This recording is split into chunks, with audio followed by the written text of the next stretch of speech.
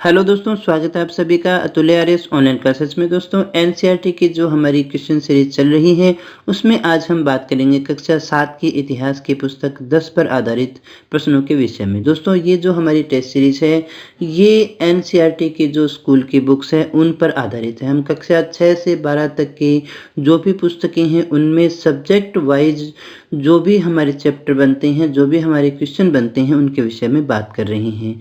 दोस्तों ये test series बहुत ही इम्पोर्टेंट है किसी भी प्रतियोगी परीक्षा के लिए, चाहे वो यूपीएससी हो, आरपीएससी हो या फिर किसी भी स्टेट लेवल का कोई एग्ज़ाम हो। साथ ही ये अत्यंत महत्वपूर्ण है किसी भी अध्यापक भर्ती परीक्षा के लिए।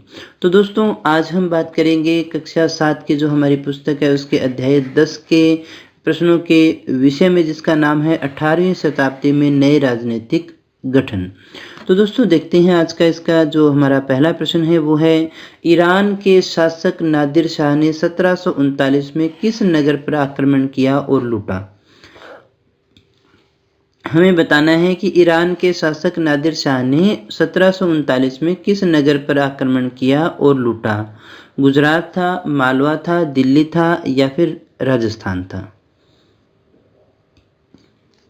तो दोस्तों क्या है हमारा सही आंसर, तो चेक कर लीजिएगा। सही आंसर हमारा वो है नंबर 3, दिल्ली पर आक्रमण किया 1739 में और उसे खूब लूटा था। दोस्तों बात करें दूसरे प्रश्न की तो वो पूछ रहा है, औरंगजेब के बाद मुगल उत्तराधिकारियों के सामने जो आर्थिक राजनीतिक संकट उत्पन्न हुए उसके मुख्य कारण क्या थे।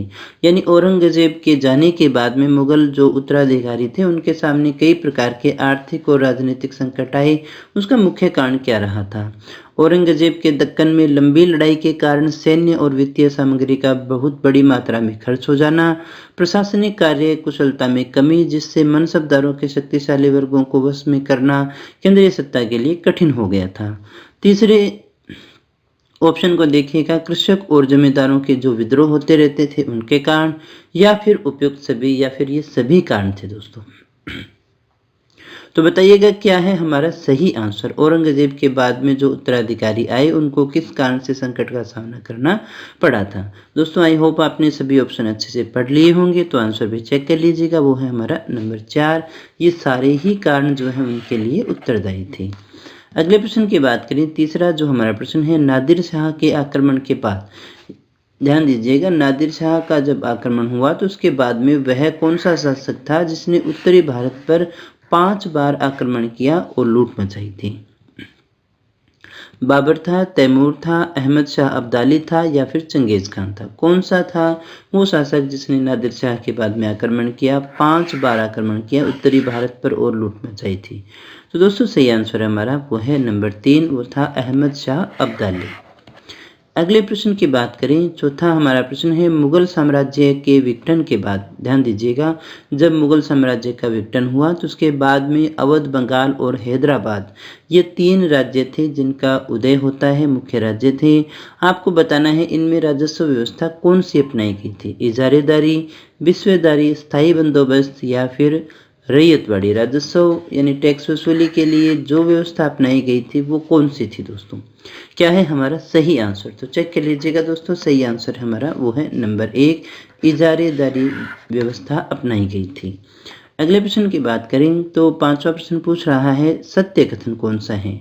अवध जो था शहादत खान ने बसाया, बंगाल जो था उसकी स्थापना में योगदान था मुर्शिद कुली खान का, हैदराबाद में आसफ जाह का, या फिर उपयुक्त सभी सत्य हैं। दोस्तों क्या है हमारा सही आंसर, आपको बताना है इनमें से सुमेलित कौन सा है यानी सत्य कथन कौन सा है। तो दोस्तों क्या है हमारा सही आंसर, चेक करिएगा। सही आंसर हमारा उपयुक्त सभी, यानी ये सारे ही सही हैं। अवध का संबंध सादत खान से है, बंगाल का मुर्शिद कुली खान से है और हैदराबाद का आसफ जाह से है। दोस्तों छठा हमारा प्रश्न है, सादत खान की जात का दर्जा था, कितना था, 7,000 था, 8,000 था, 6,000 था या फिर 5,000 था। दोस्तों सादत खान की जात का दर्जा कितना था। दोस्तों क्या है हमारा सही आंसर, तो वो है नंबर 3, 6,000 का था। दोस्तों जो हमारी 3 जिन रियासतों की अभी हमने बात की थी उनमें से जो था सादत खान का जात का दर्जा कम था, 6,000 का था, बाकी का 7,000 का था। दोस्तों अगले प्रश्न की बात करें, सातवां जो हमारा प्रश्न है, राणा प्रताप मेवाड़ की गद्दी पर आसीन हुए थे, कब हुए थे? 1570 में, 1572 में, 1596 में या फिर 1604 में? राणा प्रताप मेवाड़ की गद्दी पर आसीन हुए, आपको बताना है कब हुए थे दोस्तों। क्या है सही आंसर, तो चेक कर लीजिएगा, वो है नंबर 2, 1572 में। महाराणा प्रताप की ही बात कर रहा हूँ दोस्तों। कब गद्दी पर आसीन हुए मेवाड़ की? वो 1572 में हुए। अगले प्रश्न की बात कीजिएगा दोस्तों, दिल्ली, मथुरा, उज्जैन, जयपुर, वाराणसी, इनमें खगोलीय वेधशालाओं का निर्माण किसने करवाया था? यानी कि हम किसकी बात कर रहे हैं? जंतर मंतर की बात कर रहे हैं। ये 5 हैं, आपको बताना है इनका निर्माण किसके द्वारा करवाया गया? जगत सिंह, मान सिंह, सवाई जय सिंह या फिर उदय सिंह, किसके द्वारा करवाया गया था दोस्तों? क्या है हमारा सही आंसर, तो चेक कर लीजिएगा दोस्तों, वो है नंबर 3, सवाई जय सिंह के द्वारा करवाया गया था। 9वां जो हमारा प्रश्न है वो पूछ रहा है कि मेहरानगढ़ दुर्ग स्थित है, कहाँ है? जोधपुर में है, जयपुर में है, बीकानेर में है या फिर उदयपुर में है? आपको बताना है दोस्तों, मेहरानगढ़ दुर्ग जो है वो कहाँ पर स्थित है। तो दोस्तों हमारा जो सही आंसर है वो है नंबर 1, जोधपुर में स्थित है। कहाँ पर है दोस्तों? मेहरानगढ़ जो है वो जोधपुर में है। अगले प्रश्न की बात करें दोस्तों, 10वां जो हमारा प्रश्न है, 18वीं सदी में बंदा बहादुर ने किस प्रशासन की स्थापना की थी? यानी कहाँ पर प्रशासन की स्थापना की थी? सतलज और यमुना नदियों के मध्य, नर्मदा और ताप्ती के मध्य, सिंधु और व्यास के मध्य या फिर कृष्णा और कावेरी के मध्य की थी दोस्तों? बंदा बहादुर ने जो प्रशासन की स्थापना की थी वो कहाँ पर की थी दोस्तों, आपको बताना है। क्या है हमारा सही आंसर, तो चेक कर लीजिएगा, वो है नंबर 1, सतलज और यमुना नदियों के मध्य अपने साम्राज्य की स्थापना की थी। 11वें प्रश्न की बात करें, मिस्र क्या थे? आपको बताना है मिस्र क्या हुआ करते थे। योद्धाओं का समूह था, कृषकों का समूह था, व्यापारियों का संघ था या फिर शिल्पियों का संघ था? मिस्र क्या था दोस्तों? सिख धर्म से संबंधित है, आपको बताना है मिस्र क्या हुआ करता था। सही आंसर हमारा वो है नंबर 1, योद्धाओं का समूह हुआ करता था मिस्र। अगले प्रश्न की बात करें, 12वां हमारा प्रश्न है, जत्थों और मिसलों की संयुक्त सेनाएं जो हुआ करती थी वो क्या कहलाती थी?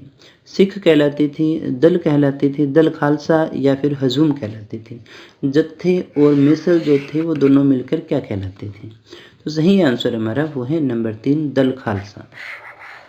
उनको हम क्या कहते थे? दल खालसा कहते थे। 13वें प्रश्न की बात करें, दल खालसा जो है वो बैसाखी और दिवाली के पर्व पर अमृतसर में मिलता था और इनमें बैठकों भी होती थी और उन बैठकों में सामूहिक निर्णय लिए जाते थे। उन्हें क्या कहते थे वो बताना है। संसद कहते थे, गुरुमत्ता कहते थे, गुरासीस कहते थे या गुरुमत कहते थे? तो दोस्तों क्या था हमारा सही आंसर, क्या है, क्या कहा जाता था उस सामूहिक निर्णय को? तो सही आंसर हमारा वो है नंबर 2, उसे हम कहते थे गुरुमत्ता। अगले प्रश्न की बात करें, 14वां जो हमारा प्रश्न है वो पूछ रहा है, सिखों की वह व्यवस्था जिसमें किसानों से उनकी उपज का 20% कर के रूप में लेकर बदले में उन्हें संरक्षण प्रदान किया जाता था, क्या कहलाता था? लंगर, दल खालसा, राखी या फिर गुरुमत्ता?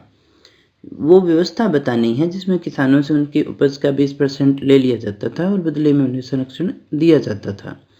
तो दोस्तों सही आंसर हमारा वो है नंबर 3, उसे हम कहते थे राखी। 15वें प्रश्न की बात करें, महाराजा रणजीत सिंह ने विभिन्न सिख समूहों में फिर से एकता कायम की और 1799 में अपनी राजधानी बनाई। कहाँ पर बनाई थी दोस्तों? रणजीत सिंह ने सिख समूह जो थे बिखर गए थे उनमें फिर से एकता स्थापित की और 1799 में अपनी राजधानी बनाई। कहाँ बनाई? अमृतसर में, लाहौर में, बंगाल में या फिर सूरत में दोस्तों? कहाँ बनाई थी दोस्तों, आपको बताना है। हमारा सही आंसर क्या होगा?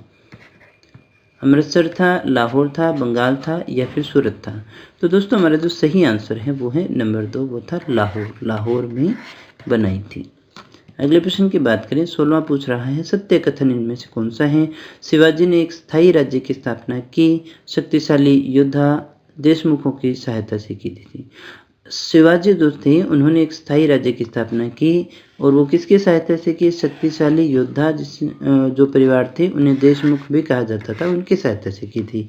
दूसरा कथन है, मराठों ने 1720 के दशक तक मालवा और गुजरात मुगलों से छीन लिए। अब आपको बताना है इनमें से कौन सा सही है। क्या पहला कथन सही है केवल, क्या दूसरा सही है, दोनों सही है या फिर दोनों में से कोई सा भी सही नहीं है? आई होप आपने ऑप्शन अच्छे से पढ़ लिए होंगे। तो सही आंसर चेक कर लीजिएगा, वो है नंबर 3, 1 भी सही है और 2 भी सही है। ये दोनों कथन हमारे बिल्कुल सही है दोस्तों। बात करें अगले प्रश्न की। 17वां हमारा प्रश्न है, निम्न में से सत्य है। शिवाजी का जन्म 1630 में हुआ। उनके पिता व माता क्रमशः शाहजी और जीजाबाई थे। वे अपने विरोधियों के खिलाफ गुरिल्ला युद्ध कला का प्रयोग करते थे। सभी कथन सत्य हैं। आपको इनमें से सत्य कथन का चयन करना है। क्या होगा दोस्तों सही आंसर? आई होप आपने आंसर अच्छे से पढ़े होंगे, तो आंसर आपका सही भी होगा। ये सारे ही कथन हमारे बिल्कुल सही हैं। अगले प्रश्न की बात करें। 18वां पूछ रहा है, पेशवा से अभिप्राय है। पेशवा जो शब्द है मराठों के लिए उपयुक्त होता था। पेशवा कौन हुआ करते थे? राजा का नाम हुआ करता था, प्रधानमंत्री होते थे, सेनापति होते थे या फिर योद्धा हुआ करते थे। क्या है सही आंसर? तो चेक कर लीजिएगा, वो है हमारा नंबर 2, प्रधानमंत्री। पेशवा कौन हुआ करते थे? पद था एक, प्रधानमंत्री के रूप में जानते थे। 19वां हमारा प्रश्न है, सत्य बताना है। चौथ जमींदारों द्वारा वसूले जाने वाले भू राजस्व का 25% था। दक्कन में इसे मराठा वसूलते थे। दूसरी बात, सरदेशमुखी क्या था? दक्कन में मुख्य राजस्व संग्रहकर्ता जो थे उसको दिए जाने वाला भू राजस्व था। कौन सा सत्य है? और वो जो भू राजस्व था वो 9 से 10% था। अब आपको बताना है इनमें से सही कथन कौन सा है। पहला है, दूसरा है, पहला व दूसरा दोनों है, और या तो न तो एक सही है और न ही 2 सही है। यहाँ पर हम 2 प्रकार के जो राजस्व व्यवस्था थी, कर व्यवस्था थी, चौथ और सरदेशमुखी, उन दोनों के विषय में बात कर रहे हैं। दोनों ही मराठा प्रशासन का एक महत्वपूर्ण भाग आता है। तो दोस्तों सही आंसर हमारा वो है नंबर 3, 1 भी सही है और 2 भी सही है। दोनों कथन हमारे बिल्कुल सही हैं दोस्तों। अगले प्रश्न की बात करें। पानीपत की तीसरी जो लड़ाई हुई थी वो कब हुई थी दोस्तों? आपको बताना है। पानीपत की तीसरी लड़ाई कब हुई? 1769 में, 61 में, 59 में या फिर 29 में?